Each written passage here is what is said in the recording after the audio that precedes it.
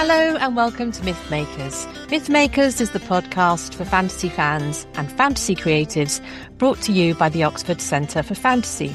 My name is Julia Golding. Now, this is one of our sidecasts where we are reading our way through Lord of the Rings, and we are already embarked quite deep into the Two Towers, and we have reached Chapter 6, The King of the Golden Hall. As the name suggests, we are going to be riding into Rohan today. So what would I say is the overarching organisation of this chapter? Well, I would say that the themes in it, if you look carefully, are about youth and age. That's the sort of theme that binds it. And it actually is a simpler chapter in many ways, because we have the approach as Gandalf, Aragorn, Legolas and Gimli approach the Golden Hall, Edoras. We have the confrontation and the change of heart of Theoden, and then we have a much shorter end piece, which is about saddling up, getting ready to go, and finding a new leader for the people of Rohan as Theoden rides off to battle. So really, it's that central chunk that's the main part of this chapter. But before we get there, I just want to really pause on the very, very beginning of this chapter. Because one of the things I'm doing here is it's almost like how does Tolkien work? What makes his style? And it struck me that the very beginning of this chapter maybe provides a clue, as does the very end. There is something wonderfully poetic and strong and deep and resonant about his writing. So just let's take the first sentence. They rode on through sunset and slow dusk and gathering night. A three-part sentence, which the pacing of it is deliberately slow. It's giving a sense of the sort of mimetic sense of the length of the journey. It's also a 2-paragraph section which is full of silence. There's no dialogue in it. It's just full of, stuffed full of atmosphere. You get wonderful details. You get the detail of Gandalf standing at night. You get the Aragorn, he's not sleeping either. He's sort of stretched out on his back. Legolas is sleeping here. That's rare. He normally is standing in thought.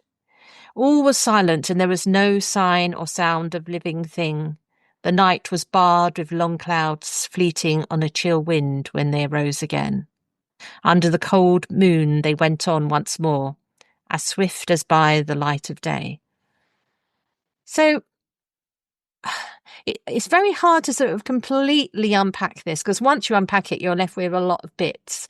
But I would say that this is like those master touches, deft touches, like an artist who can just bring an eye to life by putting a white dot in the right place. I feel as though that is somehow what you're seeing Tolkien doing with his writing. He just has these little deft touches. And I think the other part of it is he is intensely there as a writer. He's feeling it, experiencing it, and that's why we feel immersed in it, because he is able to envisage the whole thing and paint it out for us very economically.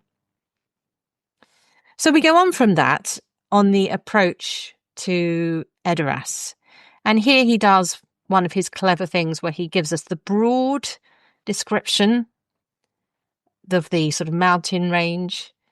And then he uses Legolas to provide us in speech the detail of what he wants us to notice. So it's like focusing in. He's like doing the close-up through Legolas because of his superior vision. And the sort of craft point here is it's a very good way of organise what we see in descriptions. If you're writing descriptions and you don't organise them, you're left with a confused reader. And So this is a cinematic technique he's using here, really, which is you go from the big background and you focus in on your main, point of focus, isn't it, in the picture, which is Edoras itself. And we need this to help fire up the mind's eye, because if we get over there is this and over there is that and up there is this, it just feels like we're being shot with buckshot. This is like an arrow of information. As they approach, again, these are these lovely passages which you don't get in any film version. So read the book, everyone. We've got details. And the one I want to pick out here is the one about willows. So they're going through a green land. The land was green. In the wet meads and along the grassy borders of the stream grew many willow trees. Already in this southern land, they were blushing red at their fingertips, feeling the approach of spring. What's going on here? Blushing red at the fingertips is an accurate description of weeping willows as they get ready to grow their leaves for spring. So we've got a sense of where we are in the seasons. Somebody who is a gardener and nature lover like Tolkien knows what the changing signs are. He probably goes out into his own garden and sees this, or down by the Cherwell River. But there's also, did you notice this, an echo of the anthropomorphism of the willow fronds being fingertips.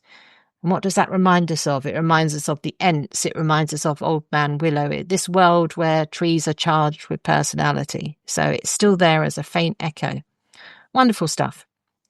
Right, as we approach Edoras, we get the introduction of this idea about time and perspective. It is the barrows where the white flowers are growing, the symbol Muna, which is the first of these Rohan language words that come in. And Aragorn and Legolas both have a different reaction to the barrows.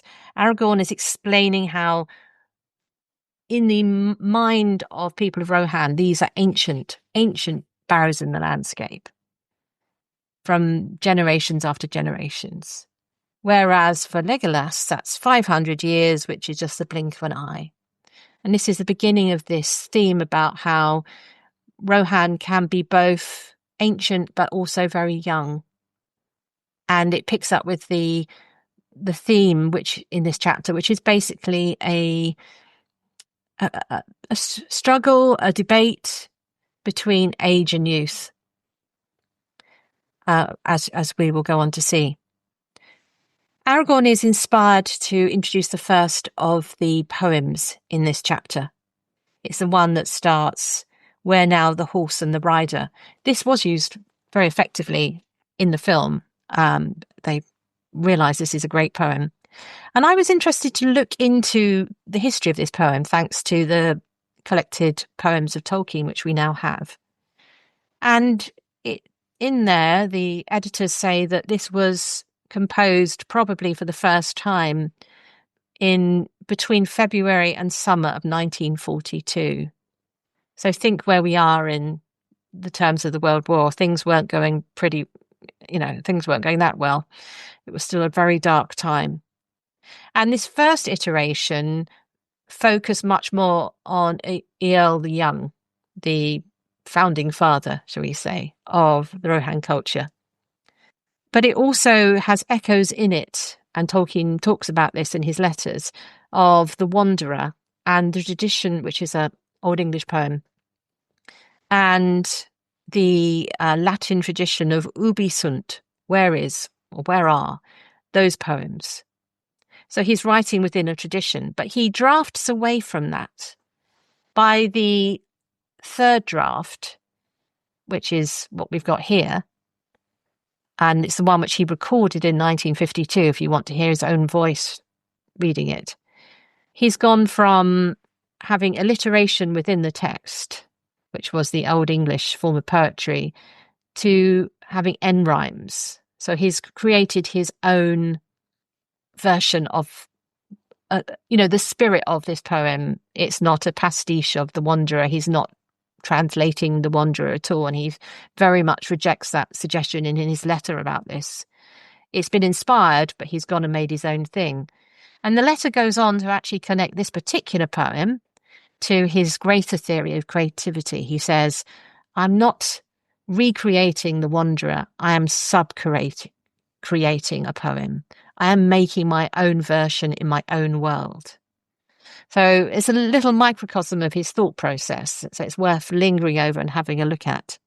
You do still get the sense of the driving rhythms of the Old English, and there's a lot of alliteration in it. So it's still present, but it's no longer the main poetic structure because you've got the very strong end rhymes.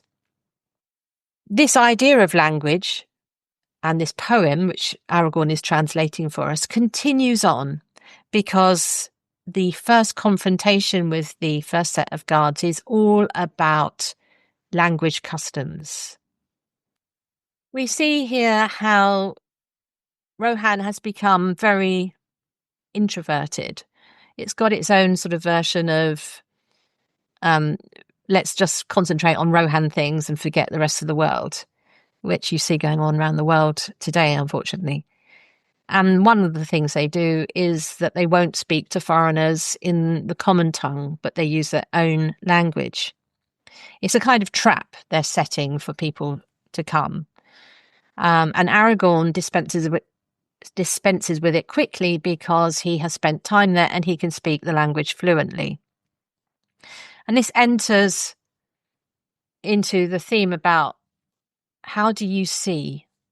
Do you look at people and see who they really are, or do you look at people and see them crookedly? And it's a sign that the rot hasn't set in that deeply within Rohan, in that these humble guards are able to work out that these are good people who are coming to the door, or at least people who are worthy of an interview with their king. So they do get entry into Edoras and they climb up. Again, it's well worth reading this to reset your brain from the very effective location they had in New Zealand. It was effective, brilliant place. I mean, you can't find Edoras in reality, but there are some elements which they didn't have through location, which are lovely to see here. It's not quite as bleak and windswept, I don't think, as that landscape there, but it also has an important fountain at the top of the hill. It reminded me of a recent visit I made to Siena. Of course, having a water source, if you're not on a river, is absolutely vital. And Siena has a central fountain around which the rest of the city is organised. And you get this is what's going on here. You've got this fountain, and just above it, you've got the Golden Halls. They are the key sites in Edoras because, of course, they need water. One thing that I've always thought was a bit odd is the guards are seated as you approach. It seems quite a nice thing to allow your guards to sit down, but I'm used to people standing up on guard outside Buckingham Palace, so it always strikes me as a funny note. But anyway, then we get the shenanigans over weapons. And of course, it reminds us in this world that weapons have lineage. And so you've got the hint of the Legolas saying, you know, these weapons have come from Galadriel. And that's a theme which is going to be picked up again a little bit later by Wormtongue when it's reported to him what's going on outside. And you've got Aragorn slapping back, shall we say, when he's challenged about his sword. And he is one who enters into this language about age. He says, my sword is made by Telchar, first wrought it in the deeps of time. So compared to the Barrows, which he was arguing the case for them of being of important long lineage to the Rohan, he's actually at the door saying, yes, but look, this comes from even further back. There are things that predate your culture. So it's a bit of a diss there. But it's continuing that time theme. And it turns out this is like a sort of test or a puzzle for them to solve because they have to do the various steps to get through into the hall.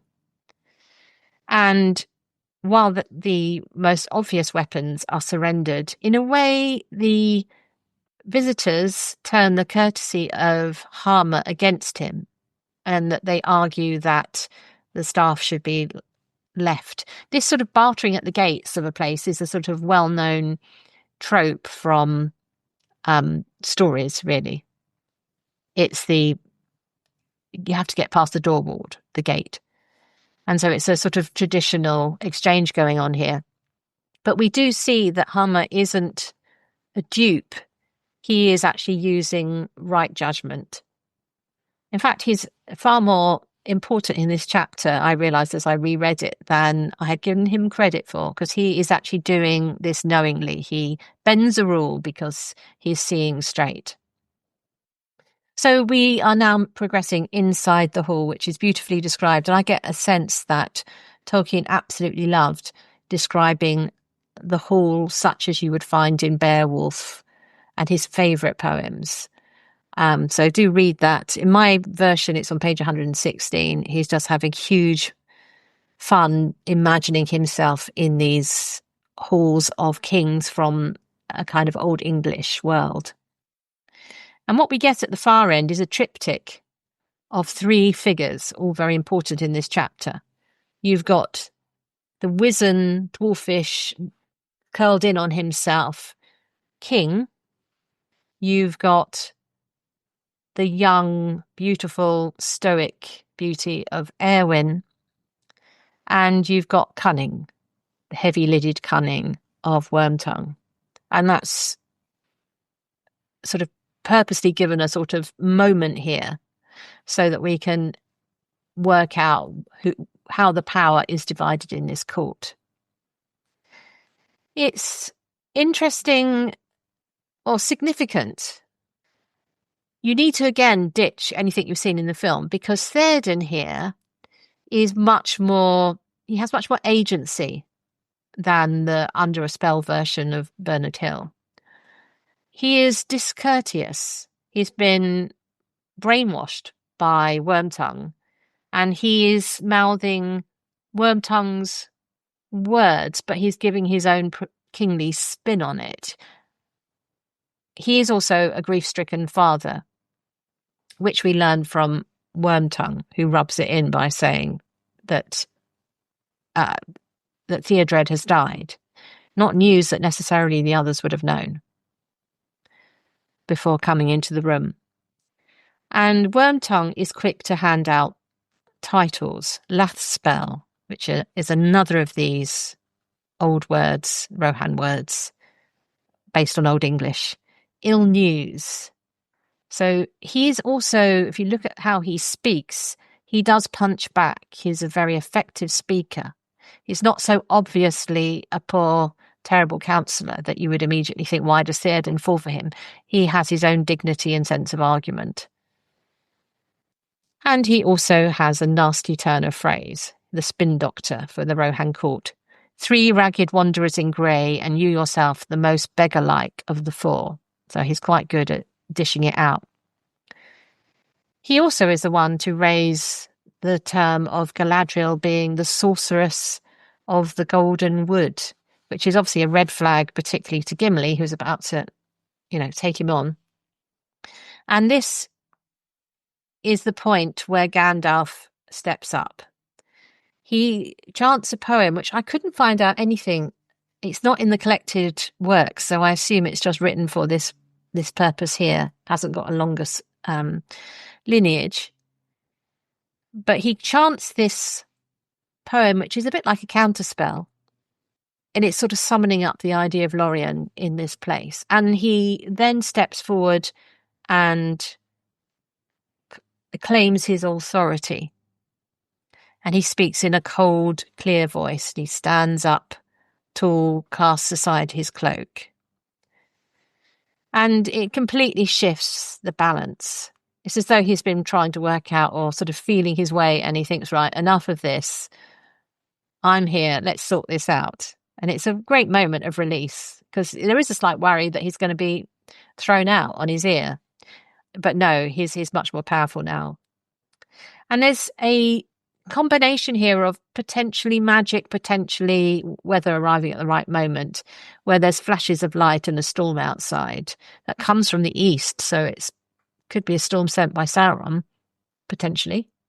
But it also falls at the time where Gandalf can manipulate it to project his power. So it's not a wizard battle that frees Théoden, it is persuasion, so that Théoden can sort of detox from Grima's words and go outside and breathe the fresh air with Gandalf.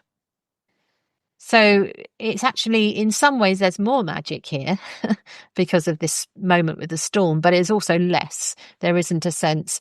Saruman's hand behind this is having sent Grima to whisper in Théoden's ear. It's not a physical curse in that filmic way.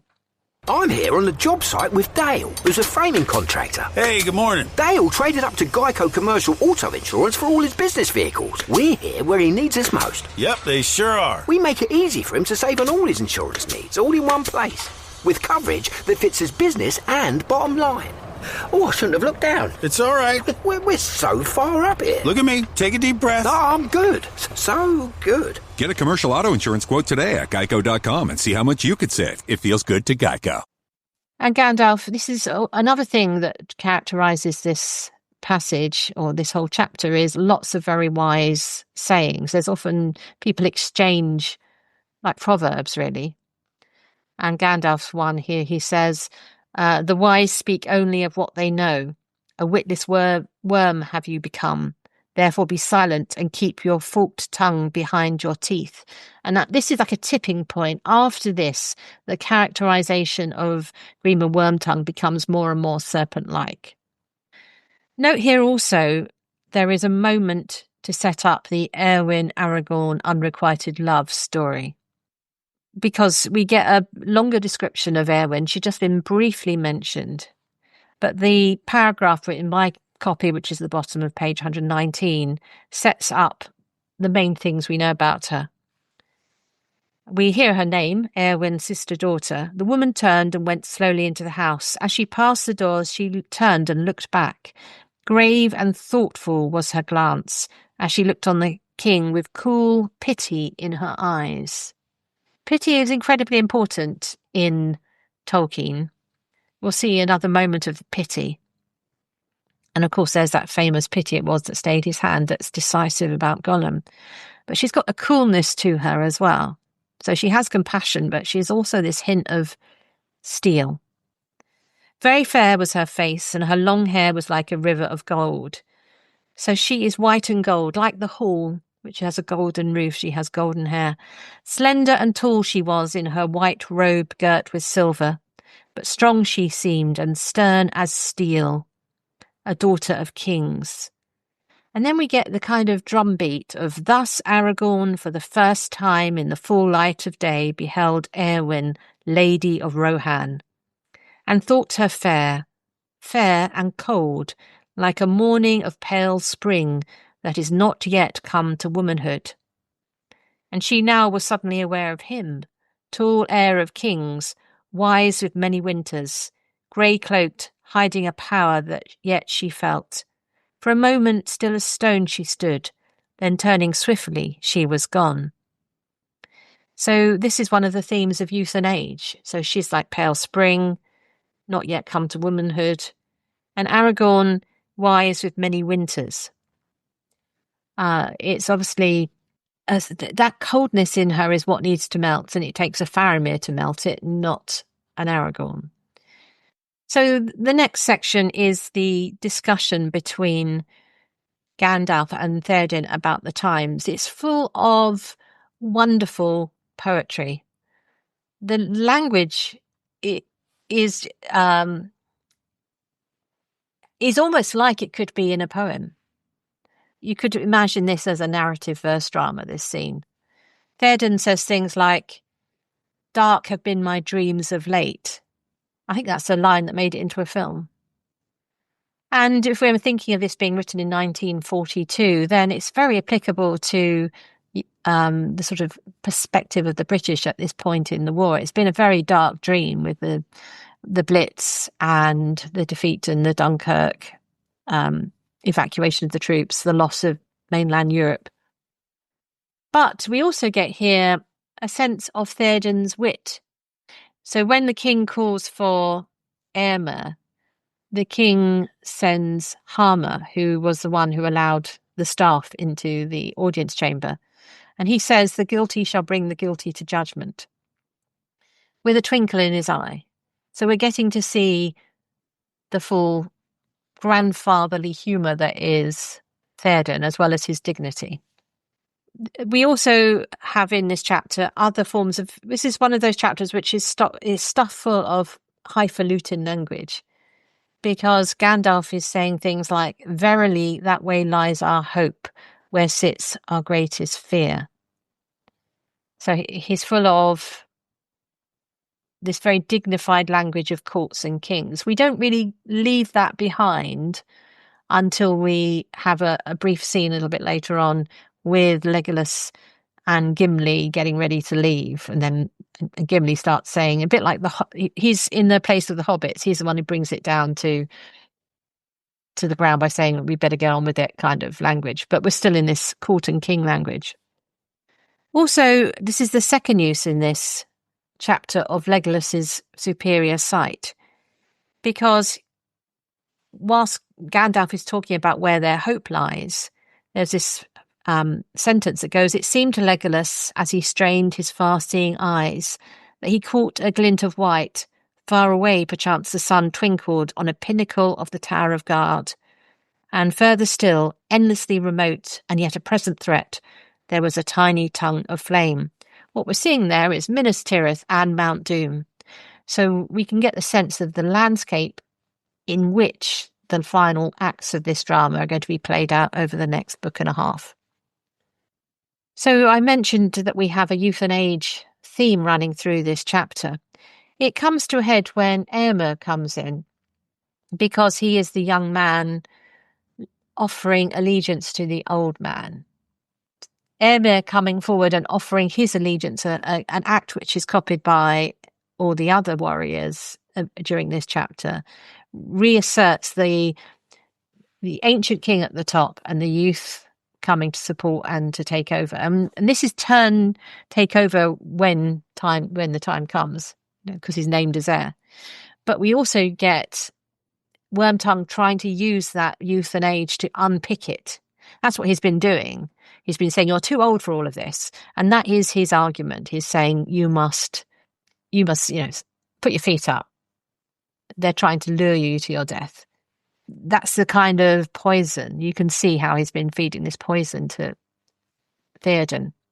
But it's too late. Grima's poison is now leaving Theoden. And what we get here is the moment when aged realizes it isn't so old. And the decision point is, will you not take the sword? And being reminded of the strength of his youth and the fact that though his best days are behind him, he's still got it in him. Theoden turns into the warrior king at that point when he takes the sword. And we get another little poem. Here it's got the hint of the alliteration. Arise now, arise, riders of Theoden. Can you see the R sound? Arise, arise, riders. Dire deeds awake, DD, dark is to eastward. Let the horse be bridled, horn be sounded. That's got H sounds combining the two parts of that literative verse. Forth Eolingas. So that's probably the most, that little ditty there, little war cry, is probably the most Old English style poem actually in this section because of the alliteration. And in response, we get one of the first little snatches of Old English in this refrain, Westu Theoden Hal, which is like a kind of great greeting or praise phrase, which Aylmer says, never again shall it be said, Gandalf, that you come only with grief. So it's pushing back on all the things that Wormtongue has been saying.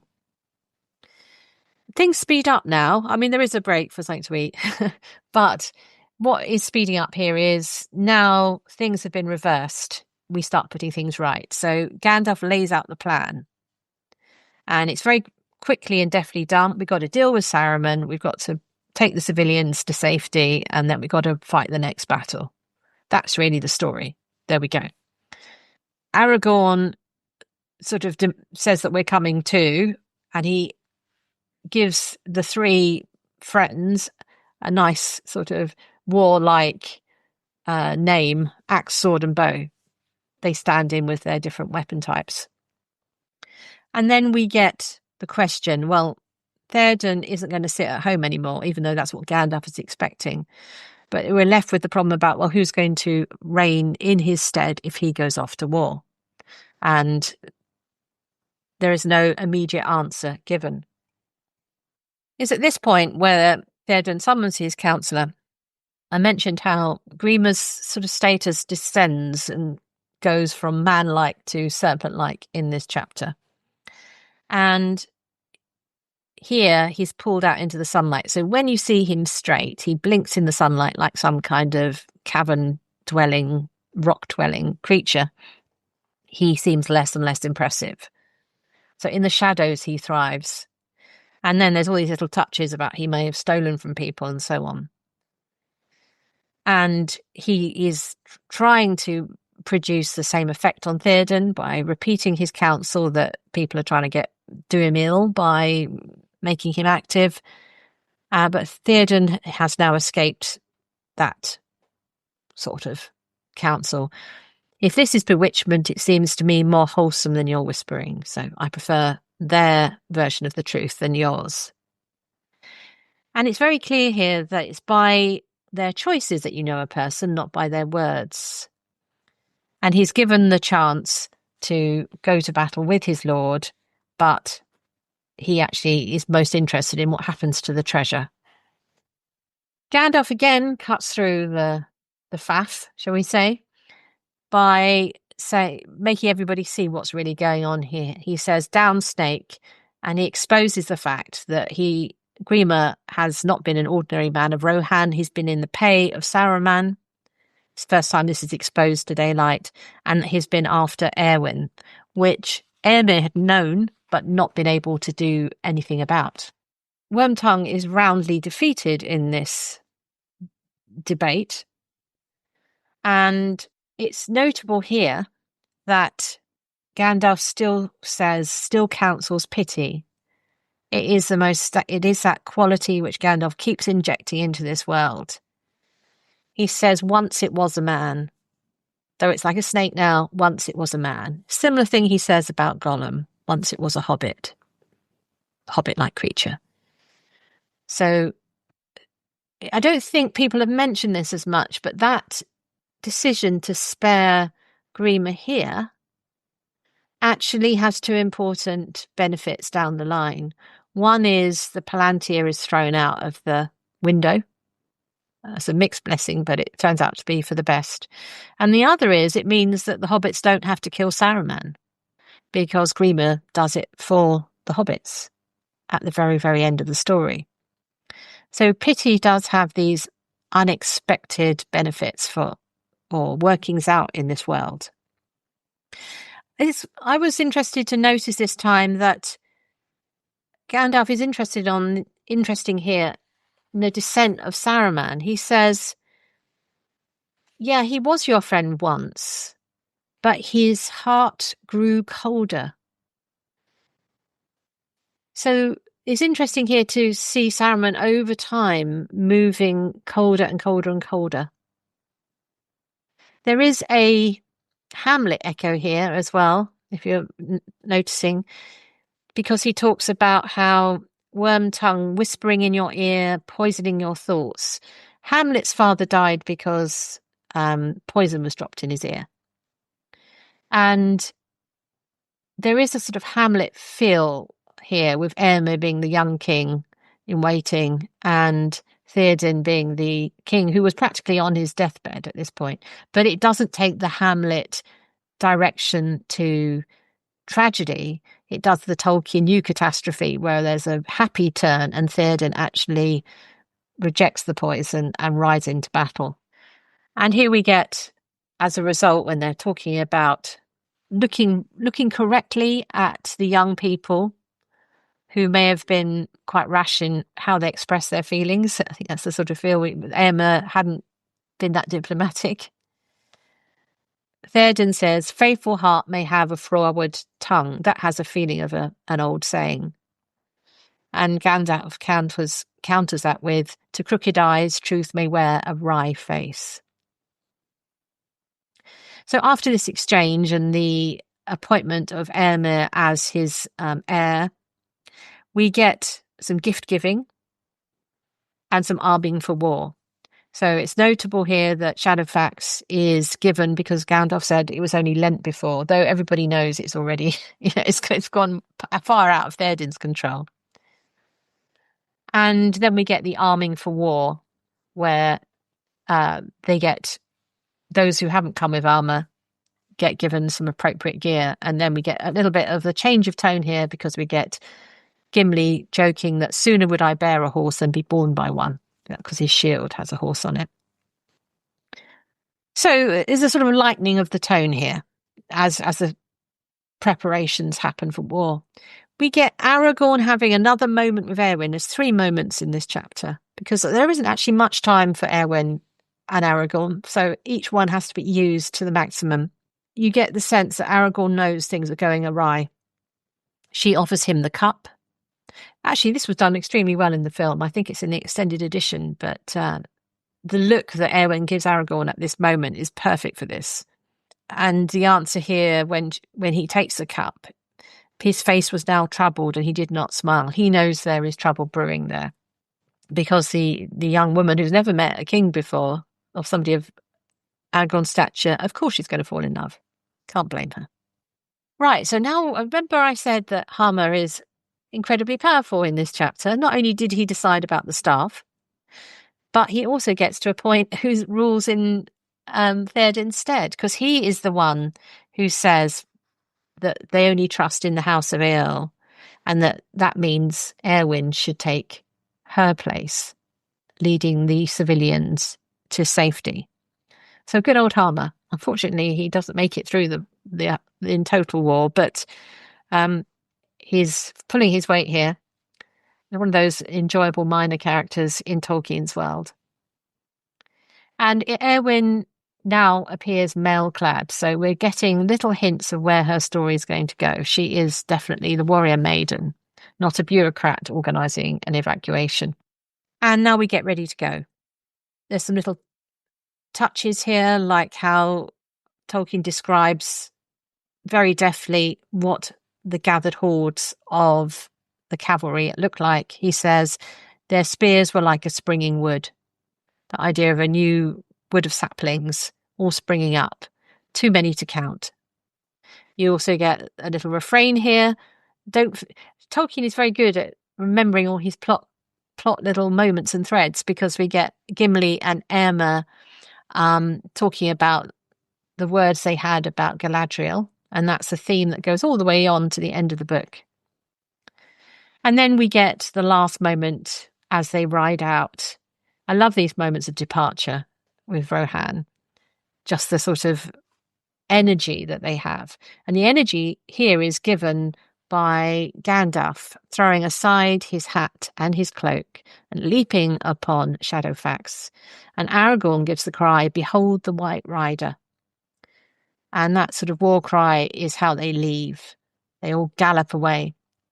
But he's such a great writer because he gives it a little melancholy touch at the end. He plants the seed that's going to sprout into Éowyn's story, because the last line is given to her. Far over the plain, Éowyn saw the glitter of their spears as she stood still, alone, before the doors of the silent house. That is poetry. Wonderful poetry. I think this might be one of my favourite chapters from the way it's written. Not in terms of the action, but there has so much to enjoy and relish in this chapter. Do go back and read it aloud, savour the words, chant the poetry. It's all there. Well done, Tolkien. That's a brilliant chapter.